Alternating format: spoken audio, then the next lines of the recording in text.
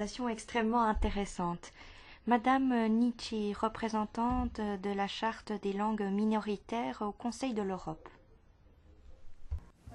On fait les demandes après? On fait les demandes après les quatre. Maintenant. Mais note-les. Il faut noter. Bon, madame. Thank you very much. Good morning. Bonjour à tous, merci. Je vais me concentrer sur la Charte européenne des langues minoritaires. Cette charte est la seule traité au monde consacrée à la protection et à la promotion des langues de minorités ou de groupes ethniques minoritaires. Alors la charte ne parle pas de langue en danger, je dois vous le dire d'entrée de jeu.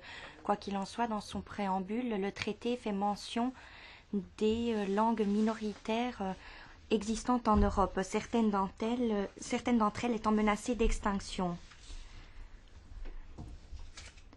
Nous avons choisi de travailler sur une base novatrice dans le cadre de cette charte et avons également souhaité que cette charte soit relativement souple pour en faire un instrument juridique qui puisse s'appliquer à toute langue, quelle que soit sa situation.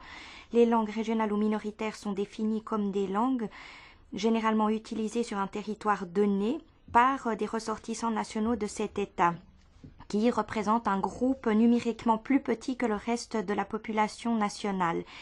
Par ailleurs, ces langues sont différentes de la langue officielle et on n'inclut pas les dialectes des langues officielles ou les langues des migrants. La charte compte 25 parties, parmi lesquelles 16 États membres. Et il y a encore 11 États membres de l'Union européenne qui n'ont pas ratifié cette charte. En dehors de l'Union européenne, d'autres pays n'ont pas ratifié cette charte et certains pays sont en passe de ratifier cette charte. Parmi les États membres candidats à l'adhésion, l'Union européenne a insisté sur la nécessité de ratifier cette charte sur les langues régionales et minoritaires. Par ailleurs, une résolution en 2003 reconnaît ces différentes langues et cette résolution définit que la charte est l'instrument juridique qui s'applique dans ce domaine. Comme je vous l'ai dit, la charte est un instrument juridique novateur. Contrairement aux autres conventions, la charte ne se concentre pas sur le droit des particuliers, mais sur la promotion des langues régionales ou minoritaires. Pour ce faire, la charte impose des obligations aux États parties de prendre des mesures pour promouvoir les langues régionales ou minoritaires. L'approche de la charte consiste à sensibiliser le public au langage et aux langues régionales et minoritaires et à leur offrir une fonction sociale pour qu'elles soient préservées et qu'elles restent des langues vivantes. Les États parties à la charte sont par conséquent obligés de promouvoir activement ces langues dans la sphère publique. Cela signifie dans le domaine de l'éducation, dans les administrations, dans la sphère culturelle, dans la vie sociale, culturelle et dans le cadre de la coopération. La charte vise à couvrir toute une série de situations linguistiques données en Europe. Et la charte a de ce fait un caractère tout à fait unique. La charte est divisée en deux parties en ce qui concerne les obligations. Elle reprend toute une série de principes à la section 2 qui s'appliquent à toutes les langues minoritaires dans un État donné. Et ensuite,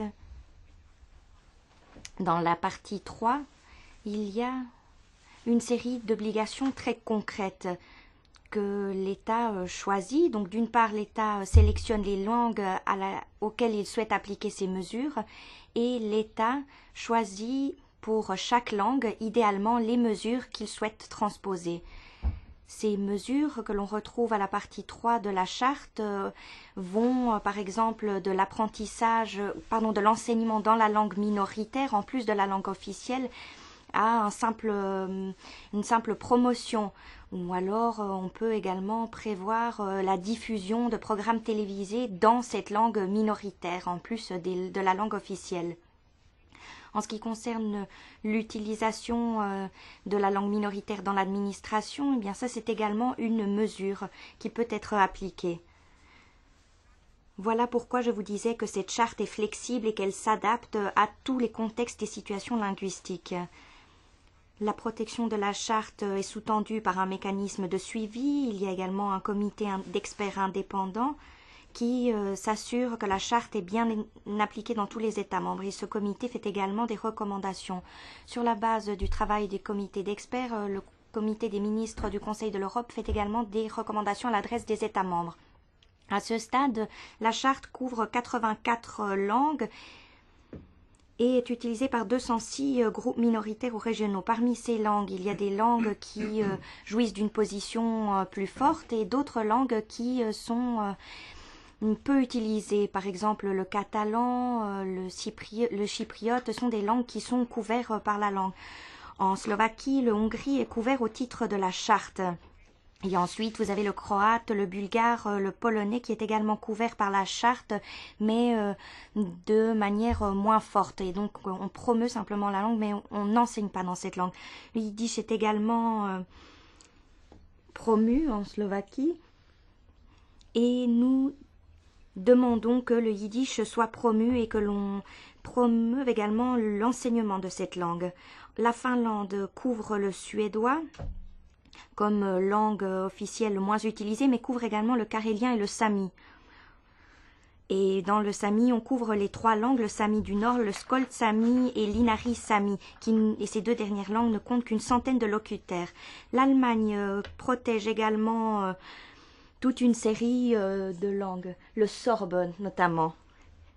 Durant la procédure de monitoring en Allemagne, et l'Allemagne est déjà partie à cette charte depuis 10 ans, nous avons pu constater que l'on est passé de l'enseignement de la langue par des volontaires à un enseignement de ces langues du sorbe dans les écoles primaires. Donc nous avons constaté que par le biais de cette charte, la situation s'est développée. Peut-être pas autant qu'on l'aurait souhaité. Nous avons constaté toute une série d'améliorations dans la situation linguistique et ces améliorations sont dues à la charte. Un processus de revitalisation a commencé pour le chypriote et l'arabe maronite à Chypre également. Nous avons également constaté des améliorations sensibles aux Pays-Bas. Et en Allemagne également, on promeut l'apprentissage du frison du Nord. Alors, comme vous pouvez le constater, il y a eu des améliorations dans toute une série de pays, dans toute une série de domaines.